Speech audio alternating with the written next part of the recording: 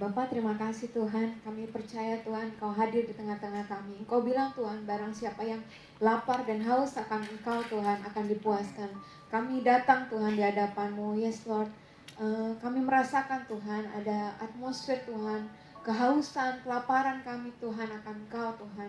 Kami mau Engkau lebih lagi Tuhan, lebih dari apapun Tuhan di hidup kami Tuhan. Kami mau lebih lagi Tuhan dengan Engkau Tuhan. Terima kasih Tuhan. Berbicara Tuhan, sampaikan isi hati-Mu Tuhan malam hari ini Tuhan. Dan biar itu menjadi benih Tuhan dan boleh bertumbuh Tuhan dalam hidup kami dan menghasilkan buah yang baik Tuhan. Terima kasih Tuhan di dalam nama Tuhan Yesus. Haleluya. Ini langsung kayak mau nangis ya. Karena memang benar sih kalau itu ya, kalau apa yang terjadi dalam hidup kita tuh memang sudah tertulis dalam Lauhul Mahfuz ya. Itu saya baru tahu juga setelah kembali ke fitrah Islam ini gitu. Saya nggak pernah berpikir untuk suatu saat saya akan berubah jadi Islam. Dengan latar belakang keluarga saya seperti itu, kemudian suami juga pendidikan juga dari kecil sekolah Katolik ya mayoritas gitu. Kemudian apa ya, dari suku juga kan nggak mayoritas adalah non muslim gitu kan. Jadi nggak pernah ada dalam pikiran saya akan sampai saat ini gitu ya.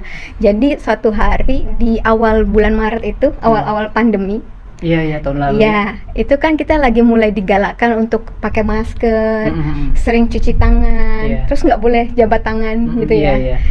Entah kenapa saya berpikirnya saat itu kayak melihat wanita muslimah yang jaga wudhu, yang nggak boleh salaman gitu kan. Dulu ada beberapa teman kantor saya juga yang nggak mau salaman gitu kan sama lawan jenis. Itu betul. Saya dulu juga kayak rasanya gitu banget gitu kan dulu mikirnya gitu ya. Terus atau ngelihat wanita yang pakai cadar gitu kan kayaknya, terus kalaupun mereka foto atau apa itu emang kelihatan ya, atau suaminya emang nggak ketuker ya atau apa. Sampai sempat ya mohon maaf sempat bercandanya ya seperti itulah ya gitu.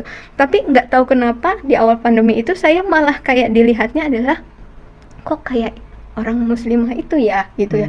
Kayak sekarang kita kayak dipaksa semua pakai niqab ya, kayak seolah gitu ya. Sampai berpikir bahwa ini ajaran agamanya kok baik sekali ya. Saya mikir, apalagi saya dengan latar belakang medis kan, saya mikirnya saya lihatnya bukan, saya jadi awalnya itu nggak belajar doktrin ajaran Islamnya gitu. Untuk belajar juga kan takut ya, jadi saya cuman iseng browsing manfaat wudhu itu, saya manfaat gerakan sholat gitu, kenapa orang pakai niqab kayak gitu-gitu. Saya lihatnya yang sederhana gitu sih gitu. Saya lihat kok secara medis ilmiah bisa dibuktikan, tapi juga ajaran agamanya masuk gitu. Berawal dari situ sih, gerakan sholat kenapa gini, terus kenapa kakinya jarinya harus begitu ditekan, secara medis itu semua bisa dijelaskan gitu kan, secara ilmiah ya. Betul. Nah itu saya agak mulai kok gitu. Terus habis itu sempat ada lagi pertentangan di batin gitu. Tapi doanya diulang-ulang. Saya mikir gitu kan. Doanya kan diulang-ulang. Hafalan. Kan. Kalau soalnya saya taunya kayaknya ini doanya kan diulang-ulang itu bacaannya. Itu sepengetahuan saya aja gitu kan. Terus tapi kayak ada lagi di batin yang menjawab, atau mungkin itu Allah gimana ya. Saya itu kayak dialog gitu. Saya ambil kayak ngelihat ke langit gitu kadang. Tapi doanya kan diulang-ulang. Kadang saya gitu. Terus kayak Allah jawab, bukankah emang bumi ini berputar dengan memang semua ada hitung-hitungannya. Saya tuh pernah tahu ada zikir 100 kali, ada berapa waktu saat itu ya, waktu saya non muslim, kok doa aja dihitungin 100 kali atau berapa gitu kali. Maksudnya apa bedanya dengan kalau cuma 3 kali atau apa gitu kan. Saya sempat gitu. Terus tapi kayak di hati tuh ada yang bilang bahwa di bumi ini juga geraknya itu juga ada hitungannya semua. Coba 1 detik aja atau 1 hitungan salah aja ya berantakan gitu kan. Kayak kejawab gitu. Setiap ada saya ragu apa, kejawab. Enggak lah, itu apa di lantai gitu kan. Sholatnya sembayangnya tuh ke lantai gitu, kayaknya kotor atau gimana gitu ya mikirnya gitu ya. Terus tapi saya mikir lagi, tapi itu kayaknya itu ya di hadapan Allah semua sama ya. Tapi waktu saya itu ngomong di hadapan Allah ya, di hadapan Tuhan kan emang semua manusia sama ya gitu kan, derajatnya sama ya. Itu mau kaya mau miskin semua di lantai kan. Nggak bisa milih kayak, mohon maaf yang sebelumnya kan saya bisa duduk di kursi yang kalau PD bisa duduk di depan mungkin, yang ini duduk di belakang, yang di depan mungkin kursinya lebih bagus atau apa gitu. Ini nggak bisa, mau duduk di depan mau di belakang ya tergantung kamu datang ya kan. Kita bisa paling depan yang yang laki-laki ya gitu kan. Gitu sih, saya awalnya kayak gitu. Terus udah mulai tuh kegalauan muncul gitu. Saya kalau diibaratkan kayak ada di persimpangan jalan gitu Mas, antara saya masih lakukan yang lama tapi kok kosong, ragu-ragu, ada keraguan gitu. Iya betul, saya nganterin anak ke sekolah minggu ya, terus habis itu saya ibadah sendirian gitu kan, di ibadah yang dewasa, tapi pulang tuh kayak ada yang apa gitu, kayak nggak seperti biasanya gitu. Tapi untuk melakukan yang cara Islam juga belum bisa, belum belajar gitu kan. Udah sampai akhirnya beberapa saat itu malah nggak ibadah sama sekali. Ya, terus abis itu akhirnya saya itu berapa lama nggak ibadah sama? Nggak sih, dalam hitungan mungkin 2 mingguan itu ya. Karena kan awal Maret, saya akhirnya 2 mingguan kemudian tuh saya nggak pede ya rasanya. Kalau orang biasa beribadah terus nggak ibadah, kan rasanya kayak nggak yakin, nggak pede, takut gitu ya, kayak cemas gitu. Akhirnya nggak bisa nih, saya harus ngalah nih, harus salah satu nih gitu kan, saya pikir gitu. Terus saya cerita sama salah seorang teman gitu ya, karena saya nggak tahu harus gimana gitu. Nah, apa namanya, tapi temannya satu agama juga ya? Islam. Justru Islam. Iya. Karena saya langsung ke yang Islam, tapi memang laki-laki. Saya bilang, karena saya pikir kalau perempuan, saya kan perempuan ya. Kalau perempuan kayak agak bocor halus kan. Saya takut kalau sampai bocor ya, Pak. Ya. Ini salah saya perempuan juga. Mohon maaf. Nah, terus akhirnya saya cerita gitu, terus tapi menurut beliau senang ya, maksudnya ada ketertarikan terhadap Islam. Saya tadi cuma cerita sebatas yang tadi saya cerita juga. Terus tapi beliau bilang kalau kan nggak boleh ya, bukan muhrimnya, diarahkan untuk saya datang ke Mualaf Center. Mualaf Center Umiran ya? Belum. Belum ya. Kebetulan ketemu dengan Bunda Sri di Mualaf Center di Jakarta Barat, Duri Kepa. Nah itu memang teman saya itu pesan gitu kan, cari yang ahwat, terus cari kalau dia menjelekkan agama kamu sebelumnya, nggak usah diteruskan. Kalau misalnya dia nggak ngajarin tauhid juga nggak usah diteruskan, gitu. Pesannya gitu. Oh ya udah, terus saya ke sana. Itu sudah qadarullah juga ya. Jadi waktu saya janjian jam 9 hari Minggu, saya ingat 15 Maret itu 9:10 saya udah sampai di sana. Terus kaget bundanya, aduh saya lupa nggak cancel, soalnya itu hari pertama lockdown. Dia udah nggak mau buka harusnya, tapi saya yang lupa ngabarin, kata dia itu nggak apa-apa masuk gitu. Setelah saya duduk sebentar gini, terus ada juga yang datang lagi, yang lain datang, ditolak semuanya, di reschedule sampai hari ini. Karena belum lockdown itu. Betul, sampai hari ini katanya. Saya tanya, soalnya saya sampai saat ini masih ngaji sama Bunda Sri kan, itu belum buka Bunda, belum katanya gitu. Itu udah qadarullah ya, maksudnya kalau enggak ya udah, saya sampai hari ini mungkin belum syahadat juga. Mungkin ragu lagi. Bisa betul. Udah di sana udah dimulailah.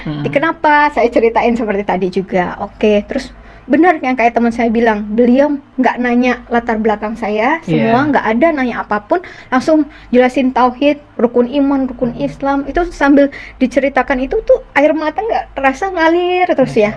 Dari jam 9 sampai menjelang zuhur. Bunda nanya, gimana Dokter Karissa sekarang mau gimana, kata dia gitu. Ya Bunda, saya belajar dulu, saya bilang gitu. Kalau yakin nanti saya masuk Islam, saya bilang gitu. Terus Bunda bilang, ya boleh gitu kan, tapi nggak dihitung pahala ya, katanya gitu. Karena kan belum, katanya gitu. Mau Dokter Karissa baca Quran, mau Dokter Karissa sholat, itu belum dihitung pahala. Oh gitu, saya gitu. Emang kalau syahadat isinya apa Bunda? Percaya bahwa Allah itu Esa, percaya, saya bilang. Percaya Muhammad utusan Allah, percaya, saya bilang gitu. Ya udah, itu isinya syahadat. Ya udah, saya syahadat, saya bilang gitu. Nggak ada mikir gimana tuh, nggak ada saat itu. Dan memang Bunda juga kan nggak jelasin apapun di luar tauhid itu kan. Udah itu Bunda ngambilkan gamis, kerudung, saya azan zuhur saya dibimbing ucap syahadat. Bunda bilang sih pas terakhir itu, ini informal ya, kalau misalnya Dokter Karissa nanti lebih yakin mau diulang di masjid dengan saksi lebih banyak, silakan, katanya gitu. tapi nggak tahu kenapa di hati saya ngerasanya ini nggak informal karena sudah di hadapan Allah, betul, gitu kan. betul. Saya nggak ada mundur lagi karena ini udah di hadapan Allah kan nggak mungkin main-main gitu kan, gitu. Jadi dengan bekal itu aja Setelah saya masuk Islam. Setelah syahadat ada perubahan Syahadat dalam diri nggak gitu? Maksudnya Iya. ngerasa lebih gimana gitu atau belum sih, belum. Belum ya? Jadi itu kan masih biasa benar-benar aja gitu ya? saya cuma bekal tauhid doang itu berarti Iya, kan, iya. Mas. Nah terus habis itu saya itu zuhur, saya itu nyari mukena karena saya pikir asar saya udah harus sholat. Iya. Iya, saya cerita teman saya kan dibilang apa namanya, emang udah bisa pakai YouTube, gitu. Belajar dari YouTube. Pakai YouTube itu pun yang anak-anak, Iya, yang supaya pelafalannya pelan-pelan gitu kan. Udah beberapa kali tuh pakai YouTube. Sampai akhirnya hari Rabu itu waktunya saya masuk kantor, udah WFO lagi WFO. Waduh, saya harus cerita ini sama satu temen yang perempuan karena saya harus jamaah kan, sholat Iya. jamaah. Nggak mungkin saya Tapi pasang pakaian YouTube. belum kerudung ya? belum kerudung. Belum kerudung. Terus saya bilang apa namanya, harus bilang yang perempuan nih, nggak mungkin saya nyalain YouTube di masjid kan, nggak mungkin kan. Ya udah akhirnya saya cerita sama salah satu teman di kantor yang kerudungnya panjang. Iya. Saya nggak tahu harus pilih yang mana kan. Terus habis itu saya bilang, Bu, aku hari Minggu kemarin syahadat. Allahu Akbar, Masya Allah, Kaget ya. Kak nangis, dia langsung nangis kan. Kenapa Dokter Ica kan tahu saya gimana, tahu mantan suami saya bagaimana gitu. Kenapa Dokter Ica? Saya ceritain lah seperti itu. Masya Allah. Terus, duh aku ikut senang ya. Tapi Dokter Ica mikir nggak sih? Katanya gitu kan, orang dapat hidayah kan sebelum nikah. Ini kan kamu udah menikah, udah punya 3 anak. Berat lah kalau Berantakan, udah gitu. pasti berantakan gitu. Masya Allah. Udah tahu rencananya mau gimana? Enggak Bu, enggak tahu. Aku bilang gitu. Dokter Ica tahu kalau setelah kemarin hari Minggu syahadat Dokter Ica haram sama suami, dibilang gitu. Lebih kaget lagi saya, nggak dibilangin saya. Oh gitu Bu, saya gitu. Saya di dalam hati kaget, tapi keluarnya tuh oh gitu Bu, kayak ya udah gitu. Iya. Mungkin itu sudah jalan Allah. Kalau tadinya bunda mungkin nanya-nanya suami gimana gini-gini, terus akhirnya nih kamu kalau nanti syahadat jadi haram gini-gini, mungkin saya berpikir lagi untuk enggak ini gitu. Ya namanya rumah tangga pasti ada masalah kan, ada masalah gitu. Cuman selama ini kita bertahan gitu kan, karena ya kita taunya Tuhan benci perceraian di agama apapun ya, itu kan. Cuman ketika udah seperti ini dan ini harga yang harus saya bayar istilahnya ya, saya udah mikirnya saat itu udah yang terburuk ya. Saya cuma mau taat aja kan saat itu ya. Oh gitu Bu, jadi nanti saya udah pisah ya Bu, tidurnya udah, saya mikir gitu. Udah pisah sejak saat itu. Saya udah ke kamar anak gitu-gitu. Terus habis itu iya, menghindar, saya menghindar, belum cerita sama suami ya? Iya, sama keluarga belum cerita. Udah saya cerita itu ya udah. Akhirnya saya sholat sama ibu ini beberapa kali, terus sampai akhirnya pas jadwal WFO, ibu itu telepon lagi, Dok Ica gimana sholatnya? Kan nggak ada dia. Tenang Bu, aku ke masjid, aku bilang gitu. Nggak lama masjid juga lockdown. Iya kemarin pokoknya awal-awal Maret itu hampir semua tempat umum itu termasuk masjid. Betul. Tapi itu Allah baik juga. Jadi kalau saya lihat itu memang seolah-olah ya kayak pandemi kan buruk gitu ya. Tapi bagi saya pribadi itu berkahnya banyak banget. Jadi waktu masjid itu lockdown, mau nggak mau saya kan harus tetap sholat. Mau nggak mau saya harus hafalin bacaan sholat. Mungkin kalau nggak masjidnya lockdown, saya hari ini masih selalu jamaah kali ya sholatnya gitu ya. Karena nggak ngafalin bacaan. Gitu. Terus ya udah jadinya mau nggak mau Isya terakhir saya sholat jamaah, saya ngafalin sampai supaya subuh saya udah bisa sholat sendiri tanpa YouTube, tanpa jamaah gitu kan. Itu hafal itu? Iya, ngafalin dalam semalaman. Karena kan mau nggak mau harus. Kalau enggak saya nggak sholat. Itu kan bacaannya banyak. Banyak. Itu diulang berkali-kali, ditulis lah segala macam cara untuk supaya subuh saya udah bisa sholat gitu kan. Dimudahkan sama Allah lah ya. Ya, itu terasa banget sih Mas. Udah kayak gitu. Terus udah, nggak ada yang tahu di kantor selain ibu ini. Baru sekitar sebulan kemudian itu mulai ke gap tuh. Saya tiap azan kok hilang di kantor kan. Setiap azan sama ibu itu berdua ngilang gitu kan. Kan biasanya kalau ibu-ibu sholatnya di musola kantor aja, nggak ke masjid. Ini kan kami ke masjid gitu kan. Gitu. Terus udah mulai sebulan ketahuan sama bapak-bapak teman kantor yang laki-laki kan, karena yang ke masjid laki-laki. Terus cerita dia ke teman saya yang lain, gua ngelihat dokter Karissa ke masjid, yang bener, nggak mungkin gini gitu. Terus abis itu coba kapan-kapan foto katanya gitu. Bener lah, rame lah ya, rame, heboh di foto. Iya, sampai akhirnya teman saya tiba-tiba sore-sore mau pulang kantor, pada datang nyelamatin saya. Selamat ya, selamat apa? Saya mikir kayak ulang tahun enggak, apa enggak? Selamat ya gitu. Kita udah sore gini-gini gitu, Pak. Bayangan saya itu bukan apa-apa ya, saya bukan yang nggak mau cerita sama teman kantor, nggak mau cerita sama keluarga. Cuma saat itu kan saya pengetahuannya minim banget. Kalau saya langsung ngomong gimana-gimana, terus ditanya-tanya, terus saya malah jadinya jatuhnya jelekin Islam nanti kalau saya salah jelasin atau apa gitu, saya takutnya salah itu aja. Pokoknya belajar aja dulu. Saya gitu pikirnya mau belajar lagi gitu, lebih lagi belajar lagi baru mungkin pada tahu. Tapi itu udah Allah yang rancangkan semuanya dengan sempurna, dengan rapi banget. Jadi teman saya tahu dulu, Pak. Nah terus mulai mereka, jadi bukan kan saya di keluarga anggapnya dikirain karena saya lingkungan PNS mayoritas muslim itu yang mempengaruhi saya jadi muslim. Padahal dalam pergaulan kami kan nggak ada bahas agama sama sekali, profesional nggak ada. Iya gitu betul. Nah kemudian saya suka lari, komunitas lari juga kan, ya udah selesai lari udah nggak ada bahas tentang agama juga gitu. Nah jadi baru setelah itu mereka tahu, baru mereka kirim link, kirim buku, kirim apa supaya gitu kan. Gitu betul. Setelah itu memang baru. Nah kemudian ada salah satu guru ngaji yang betulin bacaan gitu-gitu bilang, kapan dok harus ngomong sama suami terutama ya, karena dan keluarga terdekat, orang tua dok ngomong, ya ntar ya bu, udah masuk Ramadan. Itu kalau diceritain ini langsung nggak apa-apa kronologisnya ya, nggak apa-apa, saya biarin nggak ini ya. Padahal ditanya cuma dapat hidayahnya, tapi lah jadi lanjut.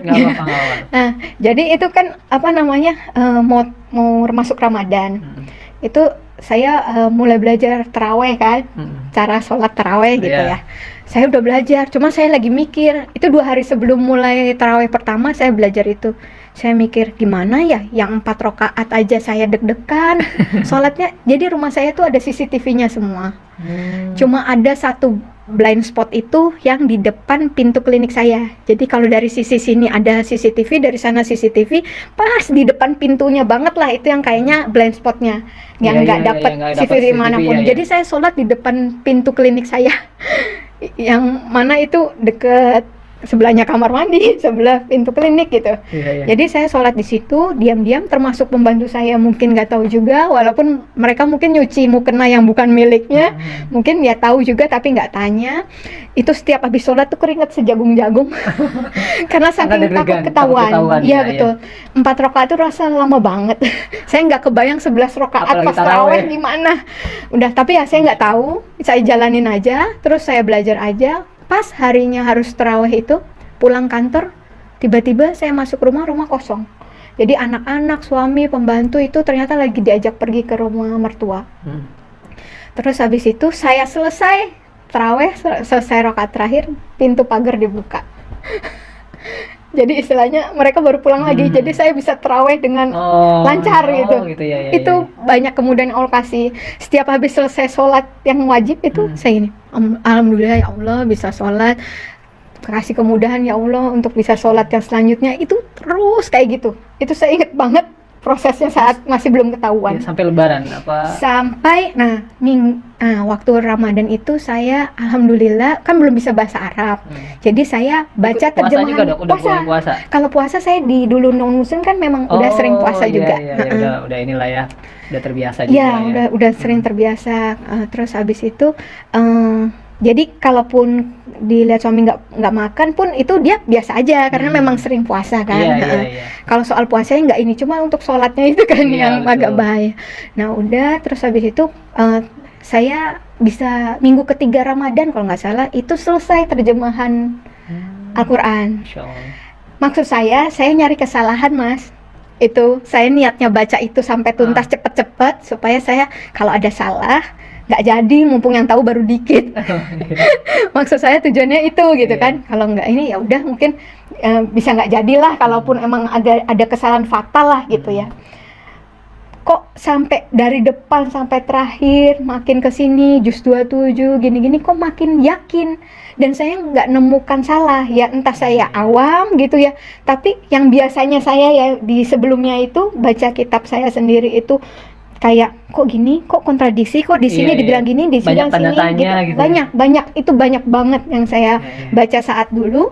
Pas dibandingkan dengan ini harusnya kan lebih banyak lagi untuk kitab yang baru gitu ya, yang nggak familiar gitu, harusnya saya lebih banyak lagi pertanyaan. Entah kenapa enggak, satu pun pertanyaan enggak gitu. Itu saya sampai heran gitu, sampai saya akhirnya bilang ke ustazah yang benerin bacaan saya bilang, Bu, kayaknya sebentar lagi nih.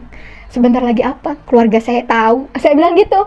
Saya rasanya, karena saya mintanya kan Allah bekalin dulu. Allah bekalin dulu. Saya belum baca yang lain-lain selain Al-Qur'an. Karena pesannya Bunda saya waktu itu juga, udah kamu baca aja Al-Qur'an dulu.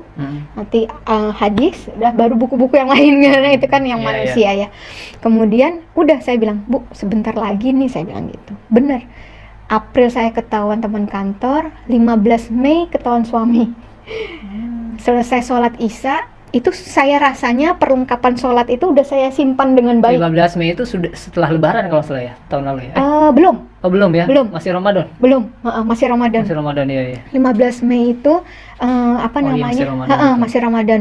Saya Isya, terus ketahuan alat sholatnya. Itu saya nggak tahu harus gimana ya. Terus saya cerita ke teman kantor ya, ke bos saya, Bu, saya ketahuan, saya bilang alat sholat saya nggak bisa sholat, saya bilang gitu.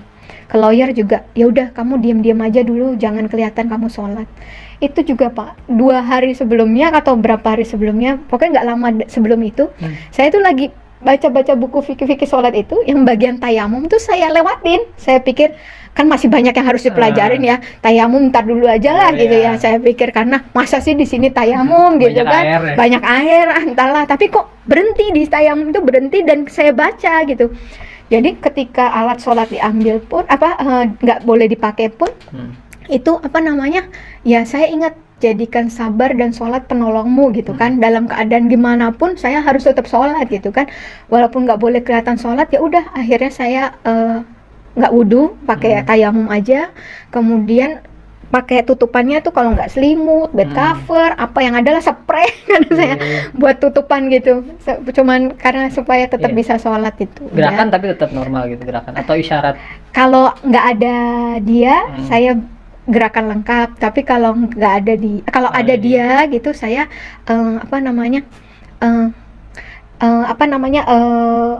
pakai dia kayak yang tayamum itu, kayak apa, sholat yang itu ya, sholat yang nggak pakai itu, kayak di perjalanan gitu ya, kayak sholat di perjalanan gitu, yang nggak gitu, nggak kelihatan banget kalau itu gitu. Udah terus habis itu 31 Mei ketahuan. Nah ini nanti puncaknya itu, Masya Allah, Dok. Nanti 31 Mei ditahan ya. Sebentar Dok, ini mungkin para pemirsa atau pendengar baru menyalakan radionya. Mungkin nih siapa nih yang lagi bincang-bincang di Rasil. Iwanawat, kita kedatangan tamu Dokter Gigi Karissa. Beliau salah satu mualaf ya yang kembali memeluk Islam. Revert kalau bahasa Inggrisnya itu ya, revert bukan convert sebetulnya ya. Karena memang fitrahnya kan sebetulnya dari Muslim semuanya, dan sekarang kembali memeluk Islam setahun yang lalu, 15 Maret 2020 Dok ya.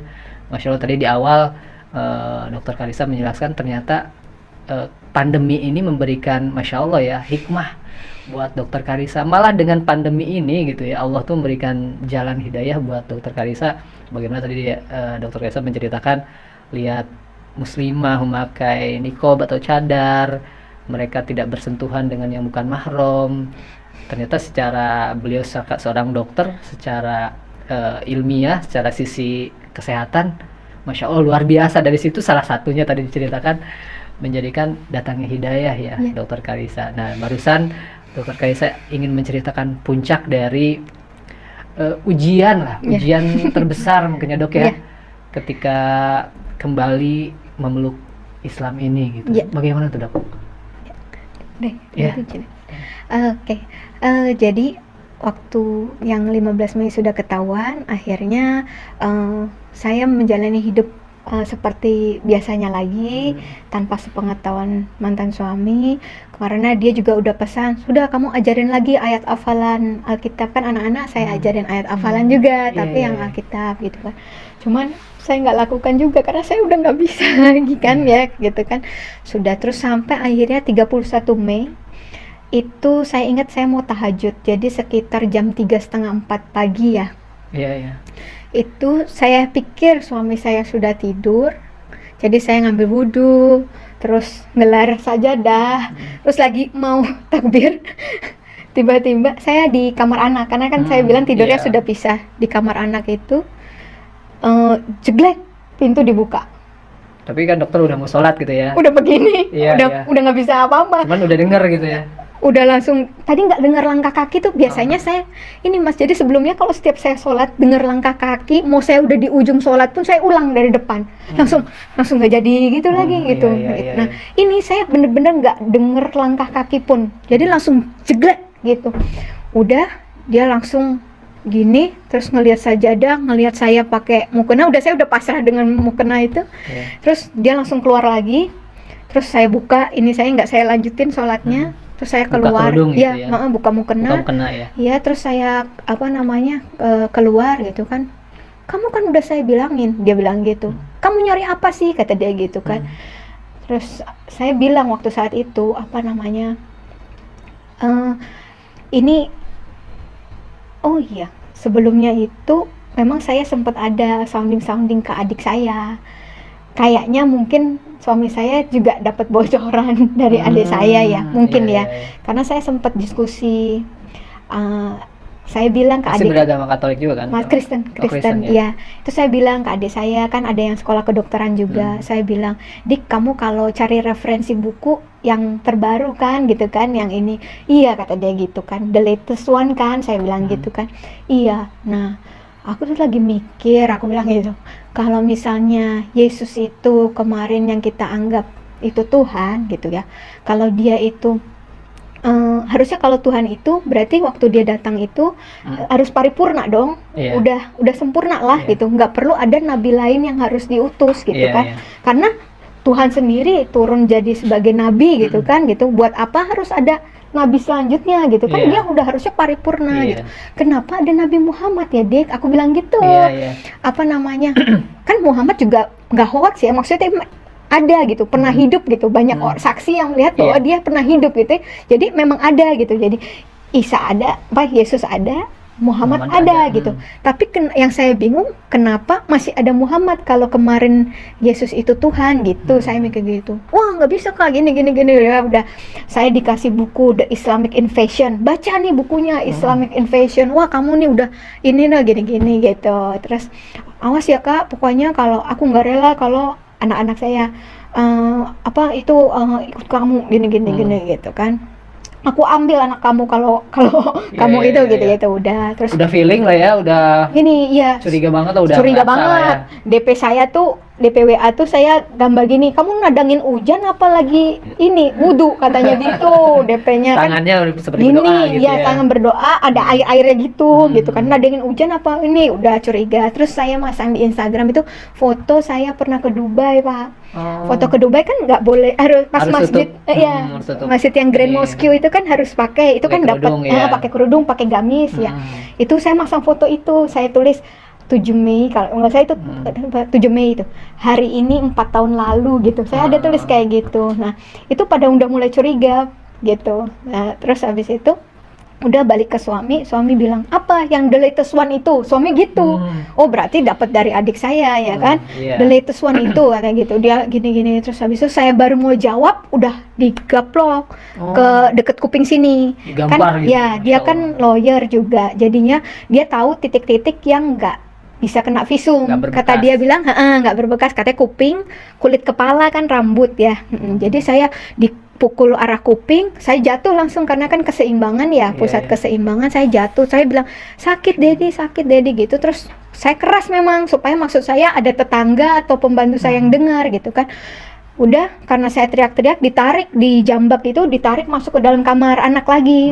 Di dalam kamar anak dijeduk-jedukin ke tembok. Anak-anak kan ada di sana. Anak-anak tidur di kamar saya. Iya. Nah, saya baru tahu setelahnya itu membantu saya bilang salah satu anak ada yang bangun dan dengar, tapi nggak berani bangun. Dia cuman bangun nangis sambil gini dia di balik selimut gitu, dia bilang kayak gitu. Dia cerita ke Mbak gitu. Terus habis itu saya di dalam dijedukin lagi ke tembok, terus dibalikin badan saya, dipukulin lagi.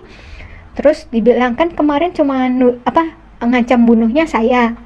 Dibilang juga ini kalau kamu tetap begitu, anak kamu ya yang Gadiel, yang anak saya yang laki yang ketiga, itu saya bunuh juga, kata dia gitu. Ya aku, saya mikir kalau saya yang mati aja saya nggak apa-apa, yang penting saya sudah mati dalam keadaan muslim, saya mikir gitu. Tapi kalau anak saya gitu, saya usia kan takut ya. 3 tahun. 3 tahun, Masya Allah. Iya, jadi waktu saat itu berarti 3 tahun. Nah, berarti itu saya nggak takut lah gitu ya, gitu kan, takut banget, udah pasrah saya, kalau matilah nih aku gitu kan. Udah, terus habis itu udah, sekarang juga kamu ikut aku ke rumah mamanya dia. Mama dia dua hamba mertua, Tuhan, ya mertua, hamba Tuhan. Terus habis itu ke rumah orang tua kamu, dibilang gitu.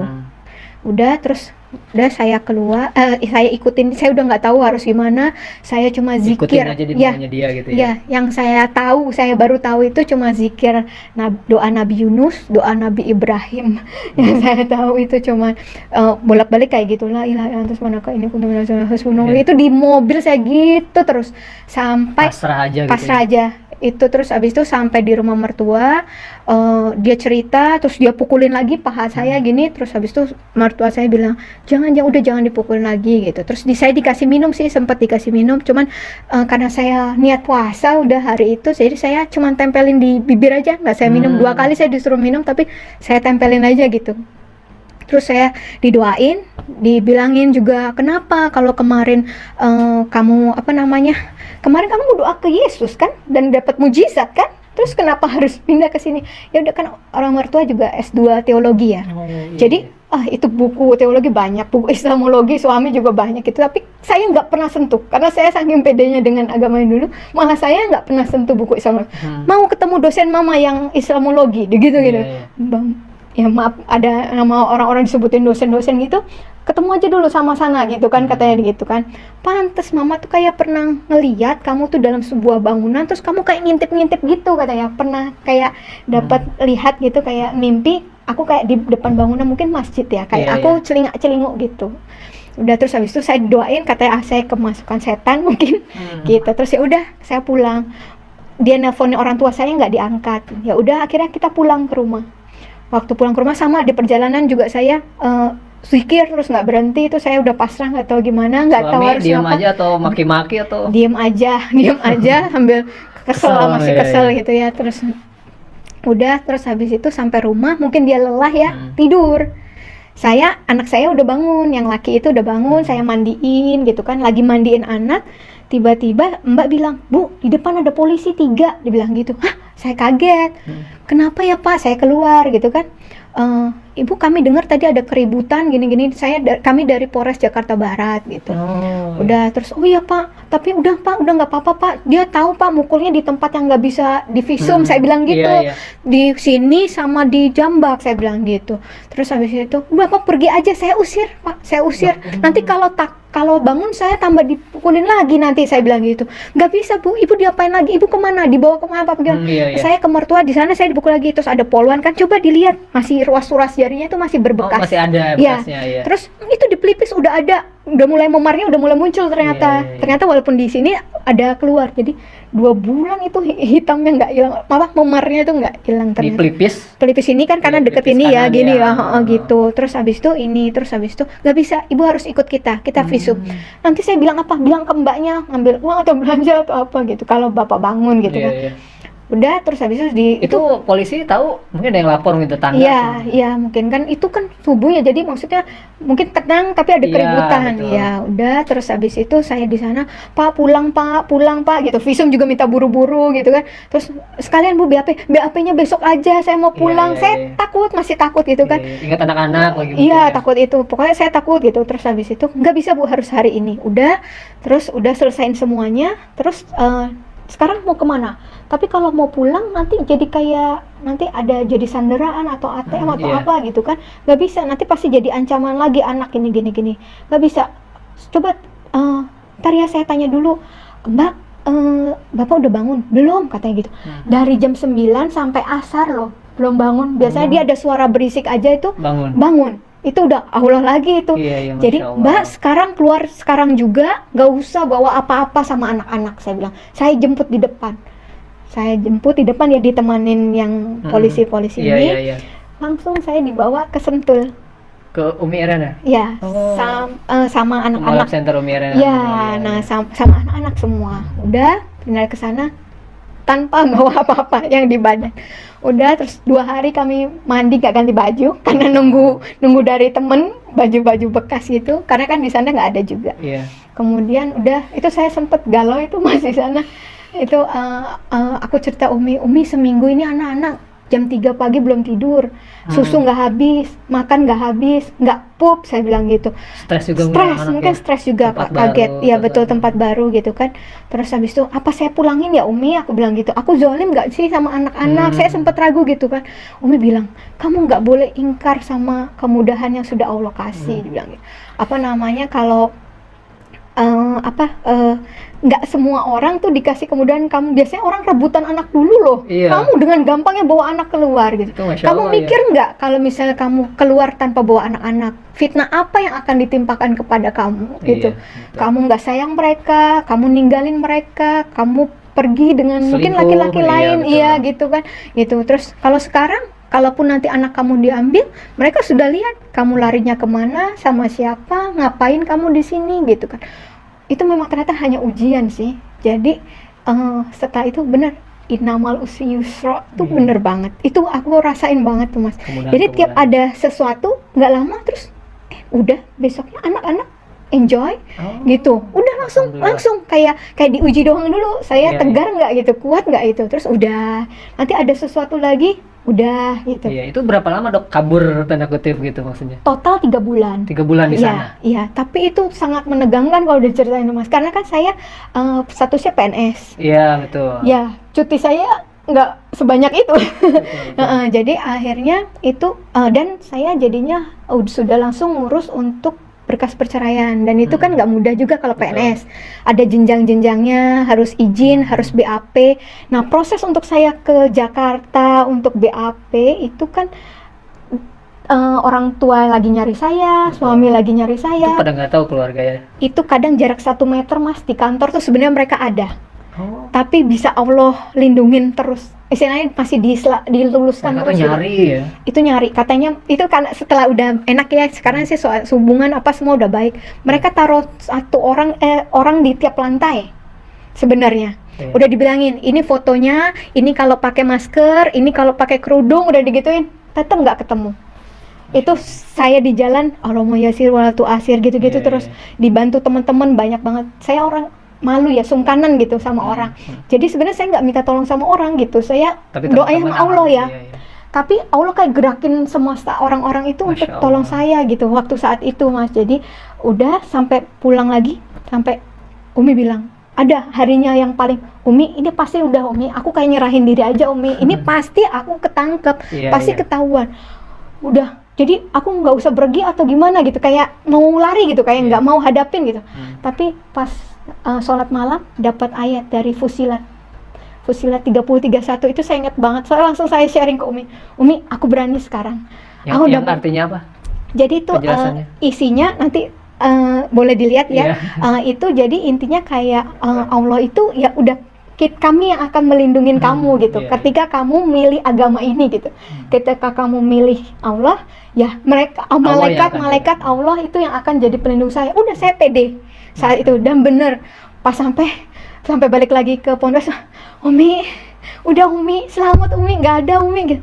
Alhamdulillah, itu mereka juga doa terus kan di sana gitu. Bukannya gimana ya, karena saatnya belum tepat gitu sih, bukannya mau menghindar terus gitu sih, enggak sih, nyari udah keadaannya lebih safe baru itu mau bertemu dengan mereka gitu. Dan memang bener waktunya Allah itu saya ketemu orang tua, jadinya kapan tuh Dok? Berapa bulan dari ya masuk Islam itu? Ketemu orang Dari 31 tua Mei pertama itu, ketahuan di Jambak gitu tadi. iya itu nggak lama dalam proses itu saya ketemu orang tua itu di bulan Juli. Bulan Juli. Juli ya. Saya ulang tahun itu dibantu Kohani juga tuh waktu ulang tahun. Kohani iya. bilang Kohani Kristianto ya ya. kamu ucapin ke papa saya ulang tahun Juni, saya suruh kirim video gitu. Terus anak saya ulang tahun juga suruh video, nanti itu gimana pun tetap orang tua kamu kan. Betul, walaupun iya. beda agama tetap orang tua kamu. Tetap harus berbuat Itu baik. harus tetap buat baik gitu, kabarin mereka kamu baik-baik aja sama Iya. anak-anak kayak gitu. Akhirnya ya ditemukan dalam kondisi udah bisa nerima gitu. Dan ternyata yang polisi sampai di visum BAP itu ternyata ada maksud Allah juga. Saya nggak pernah ada kepikiran kan Mas ngelaporin suami untuk visum KDRT, nggak pernah ada pikiran dalam hati saya, walaupun itu bukan KDRT pertama saya. Sebelum-sebelumnya saya nggak laporkan gitu, termasuk yang tadi pun juga KDRT sudah pernah ya. Terus tapi apa namanya, ini pun saya nggak minta polisi untuk itu. Malah diusir kan tadi polisinya. Ya betul, tapi ternyata ada maksud Allah. Jadi yang tadinya suami mungkin masih mengancam untuk seperti itu, tiba-tiba ketika proses itu berjalan laporannya dan mau ditangkap jadi tahanan kejaksaan, langsung dia menemui pengacara saya, langsung bilang akan menuruti semua persyaratan yang saya kasih. Takut juga ya? Ya akhirnya gitu ya, itu jalan Allah ya. Untuk yang tahu suami saya nggak ada takutnya orangnya. Itulah istilahnya, maksudnya itu nggak istilahnya gitu, dia nggak, yang buktinya kan dibilang rela masuk penjara karena bunuh kamu gitu kan gitu. Nah terus tapi tiba-tiba gitu dia bilang tolonglah damailah, cabut laporannya kayak gitu. Terus jadinya sudah di situ dia nemuin lawyer saya, terus kita bilang bahwa ya kita mau bercerai baik-baik, hak asuh sama anak-anak sama saya, harta bersama buat anak-anak, dan dia setuju. Ya sampai hari ini sudah alhamdulillah sudah hubungan sudah damai ya, walaupun sudah nggak bersama satu rumah kayak gitu. Anak-anak sama dokter Kalisa, anak-anak sama saya gitu, yang di luar dugaan saya, karena kan saya udah mikirnya saya udah sebatang kara aja udah. Yang tadi yang di awal itu saya udah kemungkinan terburuk saya yang pikir itu, saya nggak tahu gimana. Tempat tinggal di mana dok setelah dari balik ke rumah saya lama ternyata. Jadi sempat di Umi Iren 3 bulan, 4 bulan dipinjami rumah teman saya juga, teman kantor di daerah Bintaro. Terus abis itu baru saya ketika hubungan sama suami sudah baik-baik aja, terus yang tadi sama suami sudah kita tanda tangan di notaris, kalau harta bersama punya saya, terus kunci rumah dikasih ke saya, kunci kendaraan dikasih ke saya, baru saya kembali ke rumah sama anak-anak. Suami tinggal di? Sekarang saya kurang tahu, karena kemarin terakhir saya tahunya di rumah kakaknya gitu. Nah, terus sekarang di mana saya nggak tahu tapi sih. Ya maksudnya rumah ini udah sepenuhnya atas nama dokter Kalisa gitu, dengan anak-anak gitu. Itu kemudahan juga ya. Itu semua kemudahan. Ya orang pasti tadi di awal pasti ya masuk Islam, setelah berkeluarga punya anak 3 berantakan gitu. Udah Mas. Terus saya yang tahu saya juga orangnya tuh yang kayak nerimo aja gitu, yang nggak ada perlawanan gitu. Makanya sampai ya gosipnya sangat banyak Mas. Karena saya kan satu sangat nggak mungkin, saya juga orang yang juga melayani di gereja gitu, tiba-tiba begini nggak mungkin kayak gitu. Terus abis itu kemungkinannya ada orang lain, terus abis itu mau menikah sama orang Islam, jadi kayak begini gitu kan. Padahal ya begini aja hidupnya. Terus sampai sempat mama saya bilang ke pembantu saya, bilang ke ibu kamu ya udah kaya ya. Jadi saya waktu di pindah ke Ponpes dibilang, ini mem kata mantan suami saya, ini dia lagi di hotel di apartemen, ada laki-laki kaya yang hidupin dia. Ya kayak gitu-gitulah gitu. Terus abis itu padahal sebenarnya di sana iya betul kayak gitu. Ada di kantor ada yang dibilang lagi hamil, jadinya begitu gitu-gitu, banyak juga gitu. Tapi ya udah ya saya untuk sesuatu yang mengorbankan banyak hal gini, apalagi anak itu kan itu ya yang berharga banget ya. Saya dari kemarin bertahan dalam masalah rumah tangga ya karena anak gitu kan. Terus sampai saya begini juga, masa sih karena cuman hal begitu aja saya pindah gitu kan gitu. Terus akhirnya ya udah saya biarin aja, yang penting Allah yang tahu hati saya kayak gimana. Itu alhamdulillah gitu, kayak yang tadi saya bilang itu saking sempurnanya itu, saya dikira udah merancangkan ini semua, padahal nggak ada satupun. Saya setiap ditanya di Kohani, saya ditanya sama teman-teman kampus dulu kan yang pada datang, itu bilang rencananya Ica gimana, kerjanya gimana, nggak tahu. Setiap ditanya itu saya nggak tahu, tapi ya udah hari ke hari tuh pertolongan Allah ada. Iya. Dan makin yakin sih, yang utama itu Mas. Jadi ada kadang ragu sih, kadang ragunya gini, saya justru ketika saya ngurus perceraian itu saya ragu. Kayak setan bisikin, kamu yang rusak, kamu nyabut kebahagiaan anak-anak, ya kayak gitu. Di saat suami saya bilang saya lagi mau bertobat, kok malah kamunya yang pergi dari saya, kata dia kayak gitu. Nah terus itu, tapi balik lagi ketika udah saya akhirnya zikir gitu, kalau ada bisikan itu saya zikir lagi, kayak Allah bilang bahwa siapa tahu saya justru pembuka jalan hidayah buat keluarga saya, ya kan gitu. Saya nggak pernah tahu sih gitu kan, itu hidayah murni kan, hatinya Allah ya gitu. Itu saya bisikan itu. Masya Allah luar biasa juga, bisikan bikin kita ragu gitu Dok. Ragu. Itu pasti. Saya ajaran saya nggak ragu, tapi kalau anak saya ragu. Kayak tadi kan saya udah tahu benar seolah gitu. kita kan yang menghancurkan rumah tangga, tadi merebut kebahagiaan anak-anak. Aduh, Masya Allah itu status nggak sembarangan, nggak banget ya Mas. Terus abis itu bercerai, itu yang saya pertahankan dari dulu itu kan, jangan sampai bercerai lah istilahnya. Tapi akhirnya saya mikir lagi gini, itu kan semua ininya dunia ya. Apa yang diberikan oleh dunia, label yang diberikan dunia. Apa gunanya saya tetap punya keluarga yang utuh, tapi akhirnya saya nggak selamat gitu kan. Nanti kan terakhirnya ya udah masing-masing sendiri kan pertanggungjawabannya gitu kan. Di akhirat pertanggungjawaban sendiri-sendiri. Jadi ya udah saya ambil resiko itu. Saya percaya, masa iya sih kalau saya sama Allah anak-anak saya jadi berantakan, jadi ini gitu ya. Ya udah. Itu anak-anak paling besar usia berapa, Dok? 9, 7. Kemudian ini mau 4 tahun. Tanggapan mereka dokter memeluk Islam gimana? Ya, terutama yang 9 tahun mungkin kan sudah gede, itu saya nggak ngira. Pertanyaan, apalagi kan diajarin taat banget. Sebelum suruh ngafal ayat. Ngafalin ayat-ayat kitab sana. Iya, itu anak saya yang pertama tuh kritis banget. Jadi saya belum berani cerita banyak. Itu dia cewek cowok.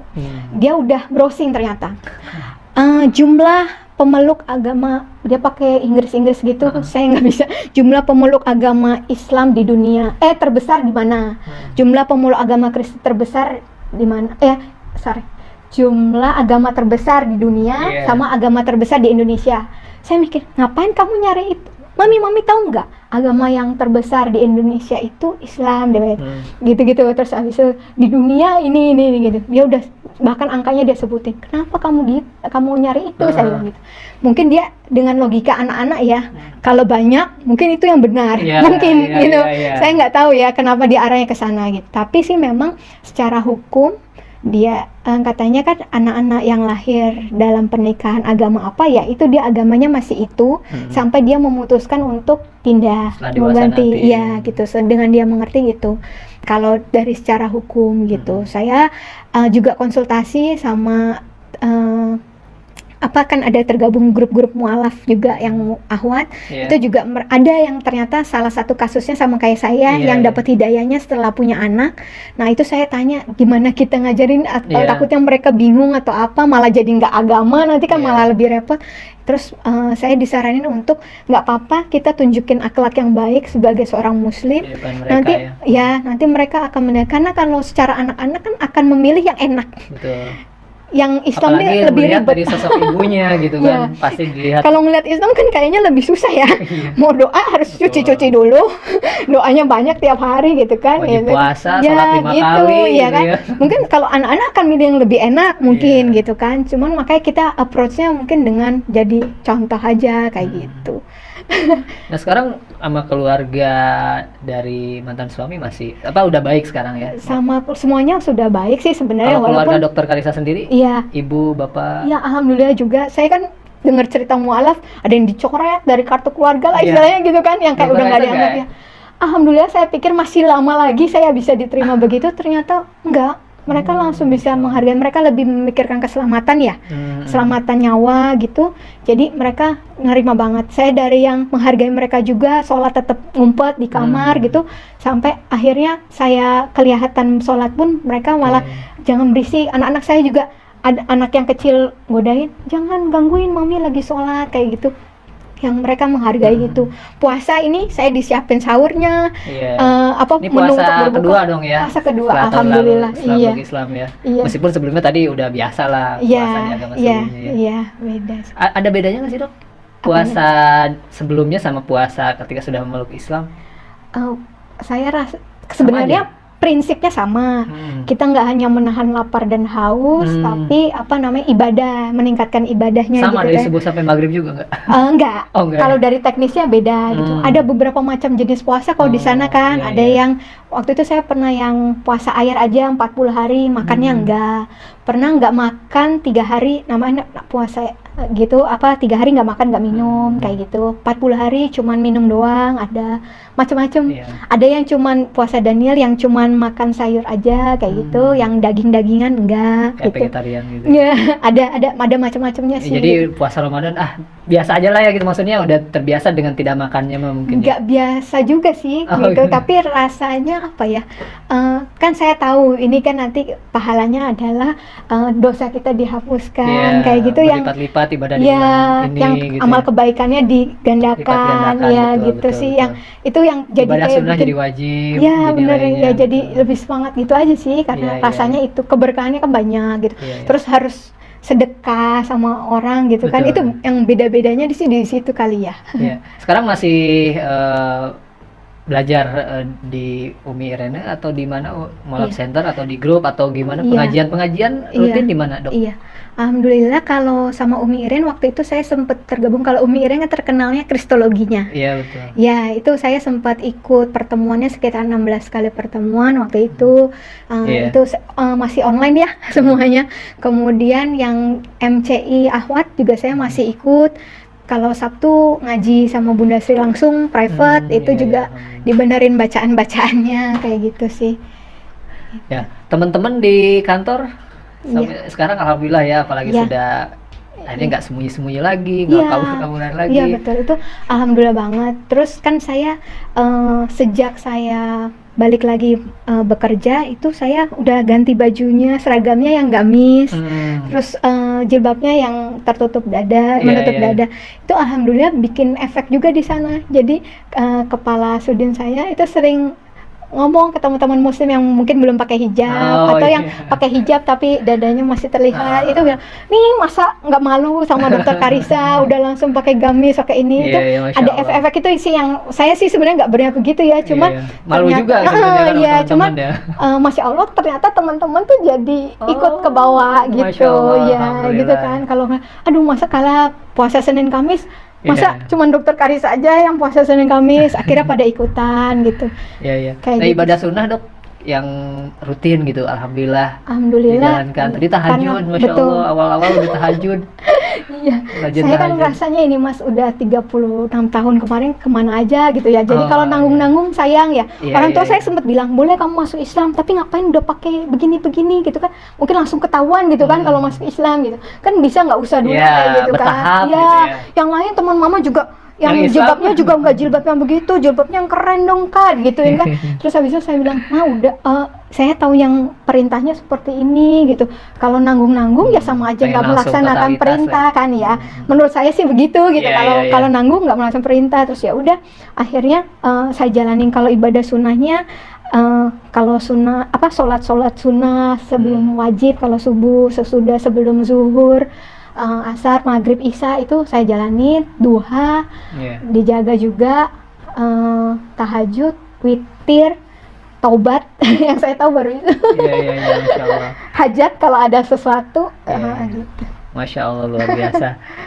Kita juga jadi malu nih yang Islam dari Di lahir Umi mungkin. Irin kan waktu itu udah kebiasaan juga kan, Iya, zikir, Masya alfat surat Allah, pagi alfat sore surat, itu udah pasti gitu. Jadi Iya. udah mungkin kebentuknya di situ sih. Terus dan mungkin dokter sebelumnya juga menjalankan agama sebelumnya taat banget mungkin ya, maksimal Iya, gitu. Iya, Ketika masuk sebisa Islam itu juga ya. Iya sih. semaksimal mungkin gitu dok ya. Iya, iya Merasa saya gitu ya? merasa iya.